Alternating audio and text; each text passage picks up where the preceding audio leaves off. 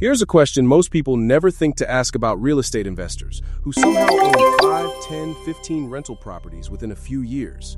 Where did all that down payment money keep coming from? The honest answer, in a huge number of cases, is that it didn't. The same pile of cash got used over and over again, pulled back out of each property shortly after buying it, and redeployed into the next one. There's a name for this strategy, and once you understand the mechanics, you'll never look at a distressed property listing the same way again. Welcome to House Hackers, where we break down exactly how the numbers work, not just the highlight reel. The strategy is called BRRRR, an acronym for Buy, Rehab, Rent, Refinance, Repeat, and it's been a foundational real estate investing framework for decades.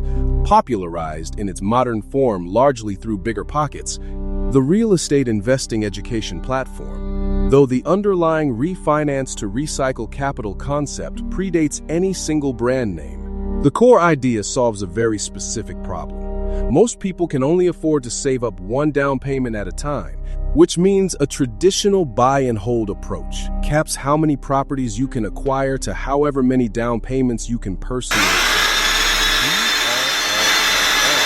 is designed to get your original capital back out of the deal so you can use it again on the next property rather than having it permanently locked into the first one. Let's walk through each letter with an actual example, because the abstract framework only makes sense once you see real numbers attached to it. Say you find a distressed single-family home listed at $150,000, needing significant renovation in a neighborhood where fully renovated comparable homes, what investors call the after-repair value, or ARV, sell for $250,000. That gap between purchase price and after-repair value is where the entire strategy lives. Buy. You purchase the property for $150,000, typically using a short-term financing tool like a hard money loan or a private lender, rather than a conventional 30-year mortgage. Because conventional lenders are usually unwilling to finance a property in poor enough condition to qualify for this kind of deal in the first place, and because hard money lenders can close faster, often in 1 to 2 weeks instead of 30 to 45 days. Hard money comes at a real cost. Interest rates commonly run from 8 to 15%, plus origination points up front, which is exactly why this financing is meant to be temporary, not a strategy you carry indefinitely. Rehab. You invest, in this example, $50,000 into renovation, bringing your total cash into the deal to $200,000. This is also where a huge share of BRRRR deals actually fail or underperform, and it's worth being direct about that risk rather than glossing over it. Renovation budgets on distressed properties routinely run over, sometimes by 20 to 40%, because you can't fully know what's behind the walls, in the foundation, or in the plumbing and electrical systems until the work is already underway. Experienced investors build a contingency buffer, typically 10 to 20% of the renovation budget, specifically because "we didn't expect that" is closer to the rule than the exception in older housing stock. Rent. Once renovated, you place a qualified tenant and start collecting rental income. This step matters for the next stage as much as it matters for your monthly cash flow, because lenders considering your refinance will generally want to see the property is actually rented and cash flowing before they'll approve a new loan against it, sometimes requiring a minimum seasoning period of 6 months to a year of ownership before a refinance is even eligible, depending on the specific loan program and lender. Refinance. This is the step that makes the entire strategy work, and it's also the step most oversimplified in short-form content. You refinance the property, now worth $250,000 after renovation, using a conventional mortgage, typically able to borrow up to 75 to 80% of that new appraised value, which in this example is roughly $187,500 to $200,000. That new loan pays off your original hard money loan, and depending on exactly how the numbers land, can return some or all of your original $200,000 in cash back to you. In a well-executed deal, an investor can recover the majority or even close to all of their initial capital, while still owning a cash-flowing rental property with a tenant already in place. Here's the precision this strategy actually demands, and where the enthusiastic YouTube version tends to leave out the fine print. Getting all your capital back out depends entirely on the appraisal supporting your after-repair value estimate, and appraisals do not always come in where investors hope. If the appraiser values the renovated property at $230,000 instead of the projected $250,000, your available refinance amount shrinks accordingly, and you may walk away with meaningfully less of your original cash returned, sometimes leaving real money permanently tied up in the deal rather than fully recycled. This single risk, appraisal coming in under projection, is the most common reason BRRRR deals underdeliver relative to investor expectations, more than renovation cost overruns or vacancy. Repeat. Assuming the refinance goes as planned, you take the returned capital and use it as the down payment, or in some cases the full purchase price, on the next distressed property, and run the same process again. This is genuinely how some investors scale from one property to a meaningful portfolio without saving a fresh down payment for every single acquisition. And it's a real, well-documented strategy, not a scheme or a myth. It's also not passive, and it's not risk-free.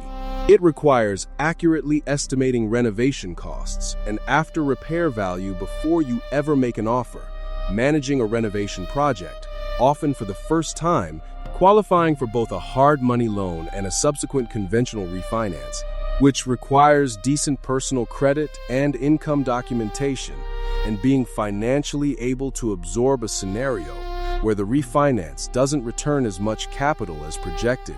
There's a financing detail that trips up a lot of first-time BRRRR investors specifically. Most conventional lenders won't refinance a property you've owned for less than 6 months, a rule sometimes called the seasoning requirement, and some loan programs, including certain government-backed options, require closer to 12 months of ownership before a cash-out refinance is even eligible. This means your hard money loan, with its meaningfully higher interest rate, keeps accruing cost for that entire seasoning period, not just during the renovation itself. A renovation that takes 2 months but requires a 6-month seasoning period before refinancing means 4 extra months of hard money interest that has to get factored into whether the deal actually pencils out. A detail that's easy to miss when you're only modeling the renovation timeline and not the full financing timeline. There's also a tax dimension worth understanding, though it's not a substitute for talking to an actual accountant about your specific situation. The cash you pull out in a refinance is loan proceeds, not taxable income, since it's debt, not profit, which is part of why this strategy is tax efficient compared to, say, selling a property and paying capital gains tax to access the equity. But that also means you now owe interest and principal payments on a larger mortgage balance than before, permanently, which increases your carrying costs on the property going forward. The strategy trades a one-time tax-free capital extraction for a permanently higher monthly mortgage obligation, and that trade-off only makes sense if the property's rental income comfortably covers the new, larger mortgage payment alongside taxes, insurance, and maintenance reserves. It's also worth being clear about who this strategy actually fits, because plenty of content aimed at beginners glosses over the entry requirements.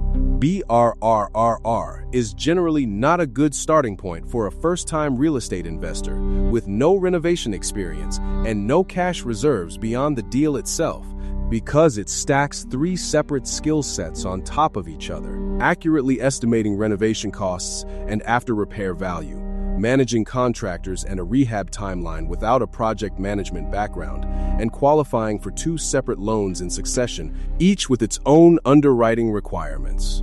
Investors who do this well typically either have direct renovation or contracting experience themselves, a trusted contractor relationship built over multiple projects, or enough cash reserves to absorb a renovation running over budget without the whole plan collapsing. None of that means beginners can't eventually do this. It means the traditional buy and hold approach, saving a full down payment and buying a rental that's already in decent condition, is usually the more forgiving place to start and learn the fundamentals of being a landlord before adding a renovation project and 2 rounds of financing on top of it. That's the real mechanics behind how some investors seem to keep buying property after property without an obvious new source of cash each time. It's not a secret account, and it's not magic. It's a specific, repeatable process with specific, well-understood risks at each step that turns one pool of capital into a tool you can use again, instead of a down payment you spend once and never see again. If you want real estate strategies broken down with the actual numbers and the actual risks, subscribe to House Hackers, where we show you exactly how the math works before you ever put in an offer.